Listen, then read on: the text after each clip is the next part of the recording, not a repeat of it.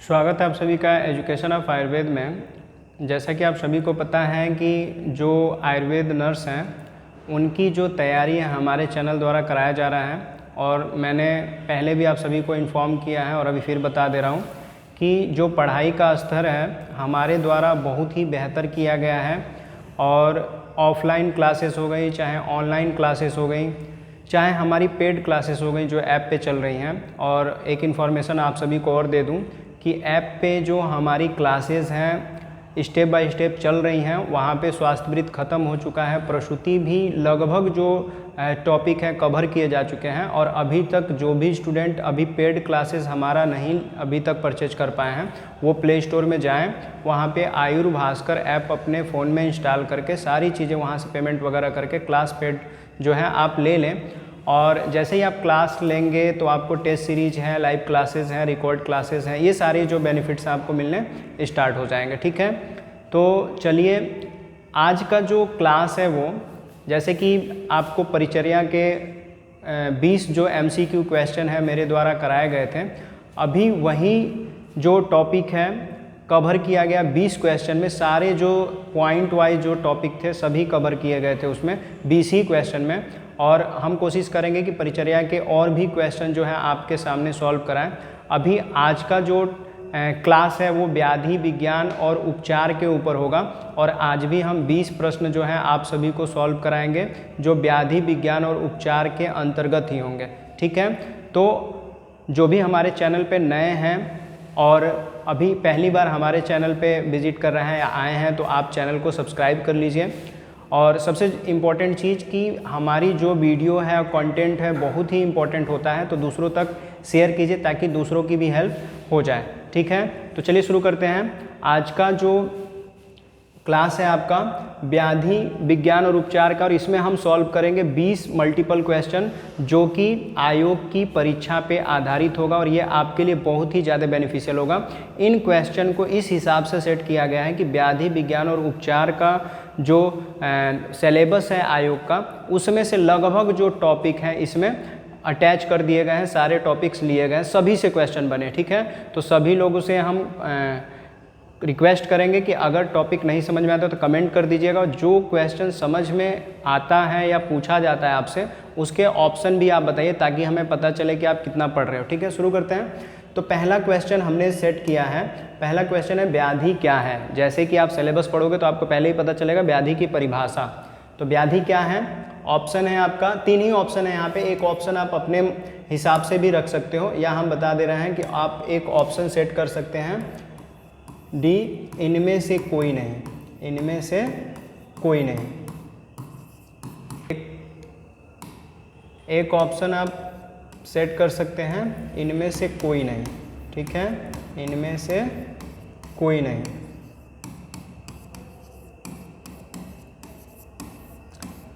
तो व्याधि क्या है, शारीरिक अक्षमता, मन की एकाग्रता, शारीरिक गतिविधियां। तो आपको जवाब देना है व्याधि क्या है, शारीरिक अक्षमता है कि मन की एकाग्रता है, शारीरिक गतिविधियां या इनमें से कोई नहीं। ठीक है, तो आप अगर पढ़े होंगे तो आपको पता भी होगा कि व्याधि जो है किसी रोग या किसी विकार को बता रहा है। व्याधि का मतलब है, व्याधि का मतलब क्या है, रोग, विकार या शारीरिक विकृति। रोग, विकार या शारीरिक विकृति को ही हम व्याधि कहते हैं। तो इसलिए ये सारी चीज़ें जो है शरीर की अक्षमता को दर्शाते हैं जिससे शरीर क्या है, काम करने की क्षमता के अंतर्गत नहीं रह पाता है, इसलिए शारीरिक अक्षमता कहते हैं। तो इसलिए आपका जो ऑप्शन होगा ए सही होगा, व्याधि जो है शारीरिक अक्षमता है। ठीक है, अब अगला प्रश्न देख लेते हैं। अगला प्रश्न है, अगला प्रश्न जो है, अगला प्रश्न है चिकित्सा क्या है। ठीक है, दिख रहा होगा आप सभी को, चिकित्सा क्या है या चिकित्सा है। तो चिकित्सा की परिभाषा अगर आप जानते होंगे तो आपको पता होगा कि चिकित्सा जो है व्याधि परख जो उपक्रम है उसी को हम चिकित्सा कहते हैं। व्याधि के अंतर्गत या व्याधि का जो उपक्रम किया जाता है जिसके अंतर्गत व्याधि को नष्ट करने का प्रयास करते हैं उसे ही चिकित्सा कहते हैं। अलग अलग तरह से परिभाषा अलग अलग जगहों पर उल्लेखित है। तो चिकित्सा है रोग अनुरूप औषध व्यवस्था, रोगी परक परीक्षण, रोग आधारित औषध व्यवस्था, रोग केंद्रित उपक्रम। तो चिकित्सा में अगर देखें तो परिभाषा अलग अलग तरीके से, तो कह रहा है कि रोग अनुरूप औषध व्यवस्था। आपको अगर सभी ऑप्शन एक जैसे लगें और जवाब आपको लगे कि नहीं सब सही है, तो आपको उसमें से एक ऐसा आंसर सेलेक्ट करना होगा जो कि सबसे सही हो। तो रोग अनुरूप औषध व्यवस्था ये औषध के अंतर्गत कहा जा रहा है। रोगी परख परीक्षण ये परीक्षण के अंतर्गत कहा जा रहा है, ठीक है। रोग आधारित औषध व्यवस्था ये भी औषधि के अंतर्गत है, लेकिन चिकित्सा की जब बात की जा रही है तो रोग केंद्रित उपक्रम। तो इसलिए चौथा ऑप्शन सही होगा, रोग केंद्रित उपक्रम, ठीक है। इस ऑप्शन को सही करेंगे और हम सभी चाहेंगे कि जितने भी ऑप्शनल क्वेश्चन बताया जा रहा है सभी नोट करें और सभी अच्छे से पढ़ें। अगला प्रश्न देखते हैं। अब जो अगला प्रश्न है वह अधिष्ठान से है। आप अगर सिलेबस देखोगे तो आपको समझ में आएगा कि अधिष्ठान से भी क्वेश्चन बना हुआ है। तो कह रहा है क्वेश्चन, अधिष्ठान भेद के आधार पर व्याधि कितने प्रकार की है। अब कह रहा है कि अधिष्ठान भेद के आधार पर व्याधि कितने प्रकार की है। तो अधिष्ठान के भेद कितने होते हैं ये आपको जानना है। और अगर आप अधिष्ठान जानते हो तो अधिष्ठान के अंतर्गत व्याधियां अगर देखेंगे तो अलग अलग प्रकार से बताई गई हैं। तो अधिष्ठान भेद के हिसाब से अगर व्याधि देखा जाए तो वहाँ पे आप दो सही बताएंगे। एक बार रोकोगे। आधार पे व्याधि कितने प्रकार की हैं, अधिष्ठान भेद के आधार पे व्याधि जो है 2 प्रकार की है। इसी चीज़ को मेंशन करेंगे। अधिष्ठान का जो भेद है, जब व्याधि पढ़ाएंगे तो उसमें हम अधिष्ठान आपको कवर करेंगे, बताएंगे तो अच्छी तरीके से समझ में आएगा। तो आप 2 ही भेद बताएंगे। अधिष्ठान भेद के आधार पर व्याधि 2 ही प्रकार की है, ठीक है। अगला प्रश्न देखते हैं। प्रश्न जो है वो सभी हमने पहले ही बता दिया कि जितना भी आप सिलेबस देखोगे उसमें जो भी ऑप्शन सबमिट किए गए हैं सारी चीज़ें जो भी सिलेबस में दी गई हैं सारी चीज़ें इसके अंतर्गत आएंगी, ठीक है। कह रहा है कि निमित्त व्याधि का भेद किस आधार पर किया गया है। तो निमित्त व्याधि का जो भेद है किस आधार पर किया गया है, बीमारी के क्षमता के आधार पर, बीमारी के कारण के आधार पर, बीमारी के रोग कारक के आधार पर, रोग की मारक क्षमता के आधार पर। तो निमित्त व्याधि क्या है, जिसमें अरिष्ट अगर आप देखे होंगे अरिष्ट लक्षण, तो उसके अंतर्गत निमित्त भी आपको बताया गया है। तो उसमें अगर देखेंगे तो बीमारी की क्षमता के आधार पर अरिष्ट भेद जो है नहीं होते हैं, बीमारी के कारण के आधार पर नहीं होते हैं, बीमारी के रोग कारक के आधार पर और रोग की मारक क्षमता के आधार पर। तो रोग की मारक क्षमता होगी, रोग कारक भी नहीं होगा। ये चीज़ आप सही कर लीजिएगा। अगला प्रश्न देखते हैं। अगला प्रश्न जो है शल्य भेद किस आधार पर किया गया है। तो शल्य भेद किस आधार पर किया गया इसको देखना है। तो शल्य भेद का मतलब है शल्य चिकित्सा के अंतर्गत ही हो रहा है। तो शल्य के कितने भेद हैं और किस आधार पर किया गया। तो एक कह रहा है शस्त्र साध्य, दूसरा कह रहा है स्वेदादि क्रिया साध्य और तीसरा कह रहा है ए और बी दोनों, और डी कह रहा है कोई नहीं। तो शस्त्र साध्य का मतलब ये हो गया कि जो शस्त्र के ऊपर आधारित हो तो उसको हम कहेंगे शस्त्र साध्य, ठीक है। और स्वेदादि क्रिया साध्य का मतलब जो स्वेद और स्वेद क्रिया के अंतर्गत प्रयोग में लिया जाए तो उसको हम कहेंगे स्वेद क्रिया आधारित, ठीक है। और ए और बी सी ऑप्शन कह रहा है कि दोनों। तो आपको बता दें कि शल्य जो भेद है वह दोनों के अंतर्गत आता है, जिसमें शास्त्र साध्य भी होता है और स्वेदादि क्रिया साध्य भी प्रयोग में लिया जाता है। इसलिए आपका जो ऑप्शन है सी सही हो जाएगा, जिसमें ए और बी दोनों बताना है। तो आप लिख भी सकते हैं कि शल्य भेद किस आधार पर किया जाता है। तो शल्य का भेद जो है शस्त्र साध्य और स्वेदादि क्रिया के साध्य स्वेदादि क्रिया साध्य के अंतर्गत किया गया। तो शल्य भेद 2 प्रकार के हैं, शस्त्र साध्य और स्वेदादि क्रिया साध्य, ठीक है। अगला प्रश्न देखते हैं। अगला प्रश्न है आपका निदान पंचक से, ठीक है, या पंचादि निदान जिसको बोलते हैं, पंचविध निदान के अंतर्गत भी हम इसको रखते हैं। तो निदान पंचक के अंतर्गत कह रहा है निदान पंचक से किसका ज्ञान होता है। तो निदान पंचक है क्या ये चीज़। तो निदान पंचक से डायरेक्ट आपको समझ जाना चाहिए कि निदान पंचक किसकी बात कर रहा है, निदान की। निदान है क्या, तो कह रहा है रोग को ठीक करने का। किसका ज्ञान होता है, रोग को ठीक करने का नहीं होता है, रोग को नष्ट करने का नहीं होता है। रोग के बल का इनमें से कोई नहीं, तो ये भी नहीं होगा रोग के बल का। निदान पंचक का मतलब, निदान का मतलब है रोग की प्रकृति के बारे में जानना, तो निदान के अंतर्गत हम क्या जानते हैं, रोग की प्रकृति, रोग की प्रकृति। तो रोग की प्रकृति का मतलब ये हुआ कि रोग कैसा है, रोग कैसा है, तो रोग कैसा है वो निदान पंचक के अंतर्गत ही हम जान सकते हैं। ठीक है, अगला प्रश्न देखते हैं। 7वां प्रश्न है। 7वां प्रश्न क्या कह रहा है, 7वां प्रश्न कह रहा है कि अनुपान है, या हम ये भी कह सकते हैं अनुपान है क्या। तो अनुपान जानने से पहले सबसे पहले हम ऑप्शन पढ़ देते हैं ताकि आपको समझ में आ जाए। कह रहा है वह ठोस पदार्थ जिसके साथ दवा लेने की सलाह दी जाती है। फिर कह रहा है वह तरल पदार्थ जिसके साथ दवा लेने की सलाह दी जाती है। ठीक है, फिर कह रहा है दवा के बाद लिया जाने वाला तरल पदार्थ, और डी ऑप्शन कह रहा है ए और डी। तो सबसे पहले अनुपान जान लीजिए क्या है। अनुपान क्या है, तरल पदार्थ है। क्या है, तरल पदार्थ जो, और आयुर्वेद में जितनी भी दवाइयाँ ली जाती हैं अनुपान के साथ लिया जाता है। तो किसके साथ लेते हैं, तरल पदार्थ किसके साथ, दवा के साथ। तो दवा के साथ जो तरल पदार्थ लिया जाता है उसे अनुपान कहते हैं।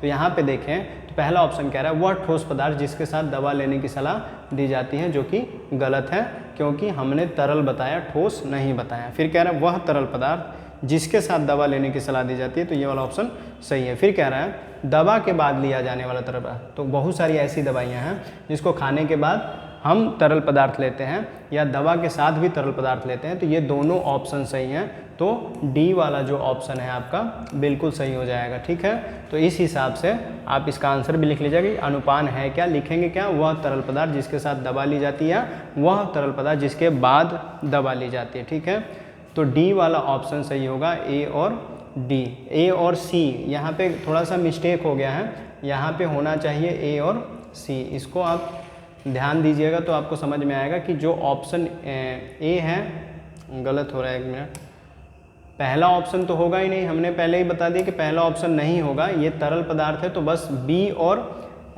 सी आपका सही है। तो यहाँ पे ऑप्शन में क्वेश्चन सेट गलत हो गया है, बी और सी होना चाहिए। ठीक है, तो बी और सी दोनों सही हो जाएगा, इस हिसाब से करेंगे। अब अगला प्रश्न देखते हैं। नेक्स्ट कह रहा है, अगला प्रश्न कह रहा है कि इसमें देखिए तो दो प्रश्न हमने सेट किए हुए हैं।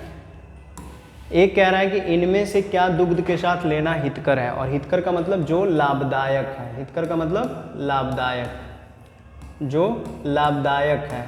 तो कौन सा फल जो है दूध के साथ लिया जा सकता है, 4 फल दिए हुए हैं।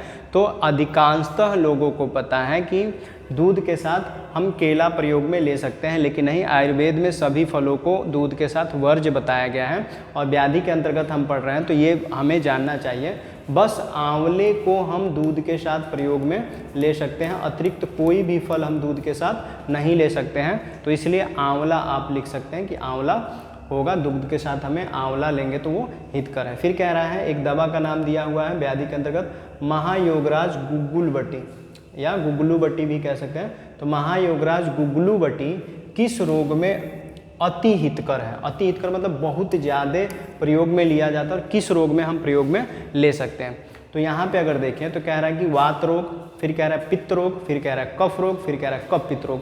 तो ज़्यादातर महायोगराज गुग्गुलबटी जो है वह वात रोग में ही प्रयोग में लिया जाता है। किस में लेते हैं, वात रोग में। और वात रोग में ज़्यादातर गठिया जो रोग है वो वात का रोग है, तो गठिया रोग में हम महायोगराज गुग्गुलबटी प्रयोग में ले सकते हैं। तो ऑप्शन नंबर ए सही होगा, बी गलत है, सी गलत है, डी भी गलत है। ठीक है, तो ये आप लिख लीजिएगा, याद कर लीजिएगा। नेक्स्ट प्रश्न अगर देखते हैं, अगला प्रश्न अगर देखा जाए तो अगर 10वें प्रश्न की बात करें तो इसमें ज़्यादातर क्या कह रहा है, कफ विकारों में अनुपान का गुण होना चाहिए। एकदम आसान प्रश्न है, अगर चाहें जो पढ़े होंगे वो तो कर लेंगे, जो नहीं पढ़े होंगे उनके मान का तो है ही नहीं। कह रहा है कि कफ विकारों में अनुपान का, कफ विकार का मतलब क्या, ऐसा विकार जिसमें कफ हुआ है। क्या हुआ है, कफ हुआ है। तो कफ की प्रकृति क्या है, कफ की प्रकृति है शीत। कफ की प्रकृति कैसी है? शीत, मतलब कि शीतल है। कफ क्या है? शीतल है। तो जो अनुपान दिया जा रहा है उसका गुण कैसा होना चाहिए? कह रहा है उष्ण और रुच, फिर कह रहा है शीत स्निग्ध, फिर कह रहा है शीतोष्ण, फिर कह रहा है गुरु मृदु। तो उष्ण का मतलब गर्म और सूखा, तो हम उष्ण और रुच प्रयोग में ले सकते हैं। शीत का मतलब ठंडा और स्निग्ध का मतलब मृदु, जो कि कफ को बढ़ाएंगे, नहीं लेना है। शीतोष्ण, गर्म और उष्ण दोनों नहीं लेना है। गुरु और मृदु, भारी और मृदु मतलब मुलायम, नहीं लेना है। तो पहला ऑप्शन सही होगा, उष्ण और रुच, ये चीज़ दिमाग में रखिएगा। फिर कह रहा है अगला प्रश्न 11वां, कह रहा है अरिष्ट लक्षण। तो हमें ये सिलेबस में आप देखेंगे तो ये भी टॉपिक है, डिटेल में आपको जान करके इससे बहुत सारे क्वेश्चन सेट हो सकते हैं, लेकिन पहले आपको जो परिभाषा है उसके आधार पर ही प्रश्न का आंसर बताना है। अरिष्ट लक्षण को कह सकते हैं, अरिष्ट लक्षणों को हम क्या कह सकते हैं? शुभ लक्षण, अशुभ लक्षण, व्याधि लक्षण या कोई नहीं, ठीक है। तो अरिष्ट का मतलब होता है जिससे अनिष्ट की, जिससे क्या हो? अनिष्ट की संभावना हो, अनिष्ट की संभावना हो, उसे ही हम अरिष्ट कहते हैं। अरिष्ट का मतलब, या ये कह सकते हैं मृत्यु कारक लक्षण। क्या कहते हैं? मृत्यु कारक यदि लक्षण है तो उसको भी हम अरिष्ट लक्षण कह सकते हैं। मृत्यु कारक लक्षण को भी अरिष्ट लक्षण कहते हैं। तो अगर देखें तो अगर अरिष्ट लक्षण या मृत्यु कारक लक्षण बोल रहे हैं तो क्या शुभ लक्षण होगा? नहीं होगा। अशुभ लक्षण, अशुभ लक्षण कह सकते हैं। व्याधि लक्षण नहीं है, कोई नहीं है, ठीक है। तो बी नंबर आप सही कर लेंगे। अगला प्रश्न देखते हैं। 12वां प्रश्न है आपका। 12वां प्रश्न ये भी अरिष्ट से ही है। 12वां प्रश्न अरिष्ट से है, ठीक है। इसमें कह रहा है आपको कि अरिष्ट के कितने प्रकार हैं। तो अरिष्ट के कितने प्रकार हैं, इसमें आपको ऑप्शन डी सही मारना है, क्योंकि अरिष्ट के 3 प्रकार आयुर्वेद में या व्याधि के अंतर्गत बताया गया है। जब डिटेल में जब आपकी क्लास लगेगी और व्याधि हम पढ़ाएंगे तो उसमें बता देंगे कि अरिष्ट के कितने लक्षण होते हैं, ठीक है। तो ये आप अपने हिसाब से भी कर सकते हैं, या पढ़ेंगे तो आपको आ जाएगा, नहीं तो डायरेक्टली क्या है, लक्षण निमित्त, लक्ष्य निमित्त और अनुरूपा, 3 लक्षण, लक्षण निमित्त लिख भी सकते हैं, लक्षण निमित्त, लक्ष्य निमित्त, लक्ष्य निमित्त और अनुरूपा।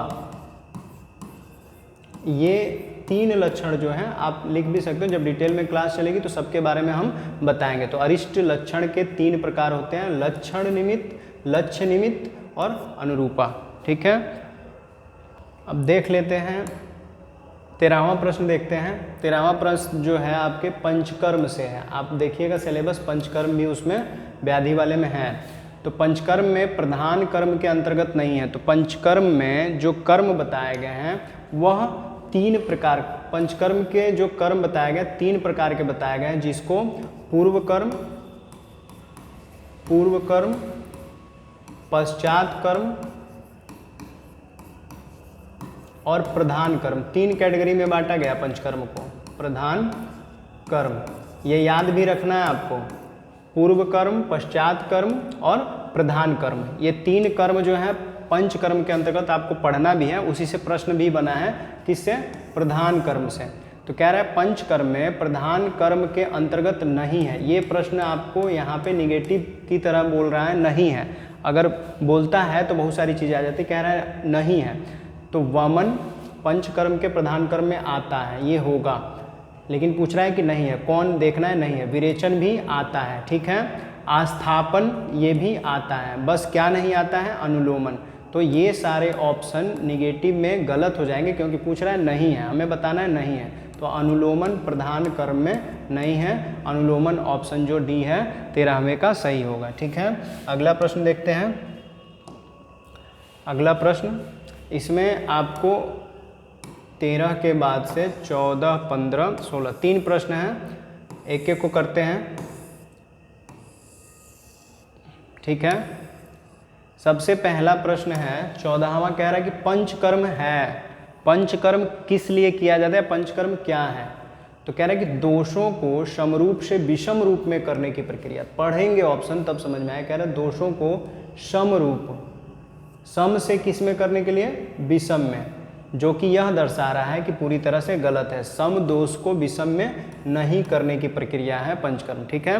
दोषों को विषम रूप से सम करने की प्रक्रिया, दोषों को विषम रूप से सम करने की प्रक्रिया, तो दोष अगर विषम है तो सम कर देगा या शाम में कर देगा, पंचकर्म की सहायता से किया जाता है। फिर कह रहा है ए और बी दोनों नहीं सही है, बस बी सही है, कोई नहीं तो ये नहीं, बस आपका 14वें का बी सही है, जिसको हम कह सकते हैं कि पंचकर्म है क्या, दोषों को विषम रूप से सम रूप में करने की प्रक्रिया, ये याद रखना है आपको, ठीक है।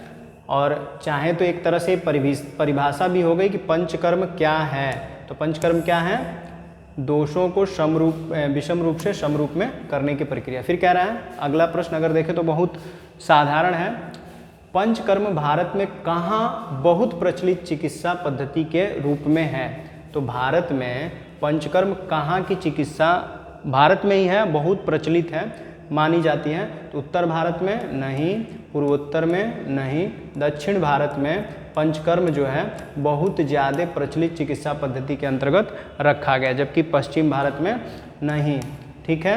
तो दक्षिण भारत ही इसका सही जवाब होगा। फिर अगला प्रश्न अगर देखें 16वां, तो इसमें क्या कह रहा है, 16 नंबर प्रश्न में अगर देखें तो क्या कह रहा है ऑप्शन, पहले प्रश्न देख लीजिए, रोगी के त्रिविध परीक्षा के अंतर्गत आती है। रोगी के त्रिविध परीक्षा का मतलब कि रोगी की 3 विधियों के अंतर्गत परीक्षा या परीक्षण किया जाता है, जिससे रोग की प्रकृति के बारे में पता चलता है। तो त्रिविध में आते हैं प्रश्न, त्रिविध में क्या आता है, प्रश्न, मतलब कि पूछ करके, पूछ कर, ठीक है। फिर आता है स्पर्श, स्पर्श मतलब छू कर, छू कर, फिर आता है छू कर, फिर आता है दर्शन, दर्शन मतलब देख कर। तो रोगी की त्रिविध चिकित्सा के अंतर्गत 3 चीज़ें हैं जिससे रोगी का परीक्षण किया जाता है, प्रश्न, पूछकर, छूकर और देखकर। यहाँ पे लिखा गया है रोगी की त्रिविध परीक्षा के अंतर्गत नहीं है, ये प्रश्न पढ़िए, कह रहा नहीं है, क्या नहीं है, तो प्रश्न तो आता ही है, स्पर्श आता ही है, दर्शन आता ही है, श्रवण नहीं है, तो ये वाला ऑप्शन सी सही होगा, ठीक है, सी सही होगा। तो हमने कर लिए 16 प्रश्न। अब बारी आती है अगले प्रश्न की 17वां प्रश्न देखते हैं क्या कह रहा है, इसको भी देख लिया जाए।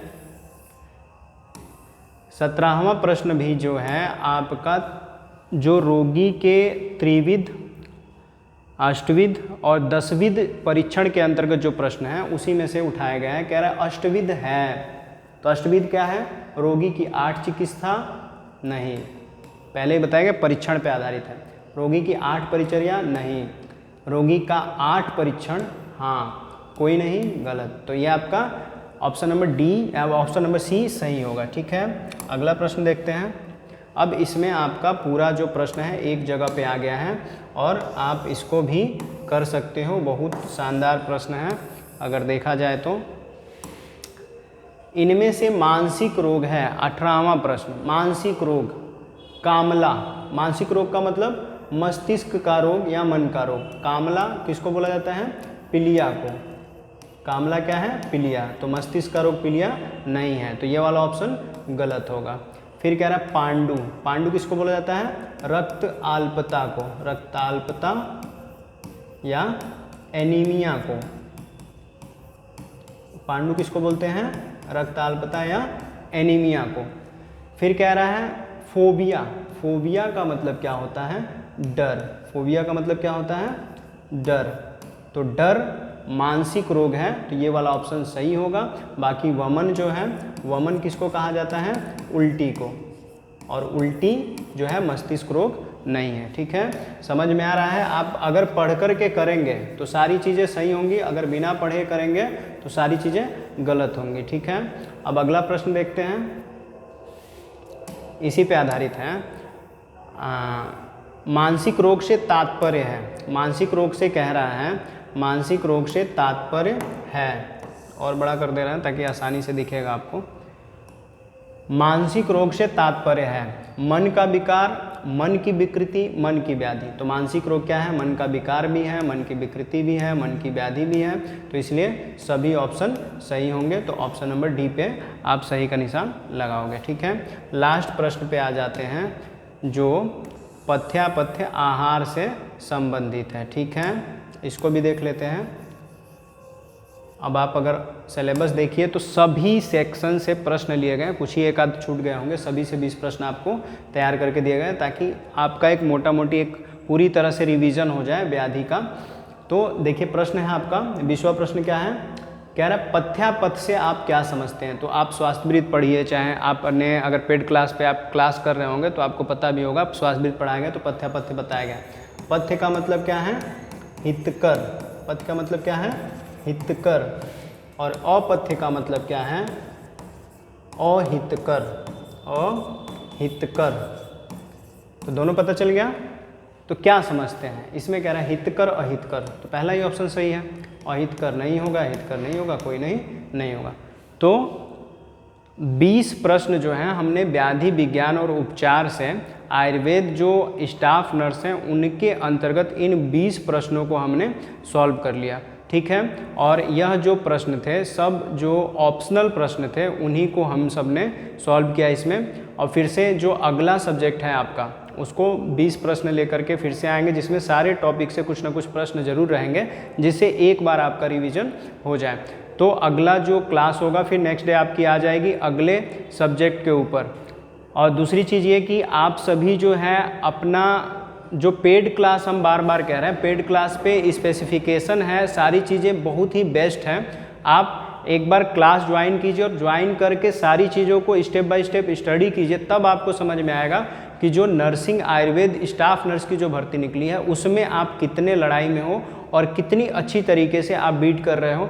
तो बढ़िया से आपको पूरी प्रिपरेशन यहाँ पे कराई जा रही है, अच्छी तरीके से प्रिपरेशन कराई जा रही है ताकि आपकी तैयारी एकदम बेहतरीन हो जाए और आप अच्छे अंकों के साथ जो है प्री एग्ज़ाम जो है क्लियर कर दें। ठीक है, आपको लिंक अगर चाहिए तो आपको हम वीडियो के डिस्क्रिप्शन में ऐप की लिंक डाल देंगे, वहाँ से आप डाउनलोड कर सकते हैं। और कई बार हम बता चुके हैं आपको इन्फॉर्मेशन जो है हमारे टेलीग्राम चैनल से भी दिया जाता है। तो वीडियो के डिस्क्रिप्शन में आपको टेलीग्राम पेज का भी लिंक मिल जाएगा, फेसबुक का मिल जाएगा, इंस्टा का मिल जाएगा, व्हाट्सअप का मिल जाएगा। सारे जो लिंक हैं सोशल चैनल के वो आपको वहाँ से मिलेंगे। आप सभी लोग जल्दी जल्दी वहाँ से जुड़ जाइए और वीडियो अच्छी लगती है तो लाइक कीजिए, कमेंट कीजिए, दूसरे तक पहुँचाने के लिए ज़्यादा से ज़्यादा शेयर कीजिए। वीडियो में लास्ट तक बने रहने के लिए आप सभी का बहुत बहुत धन्यवाद।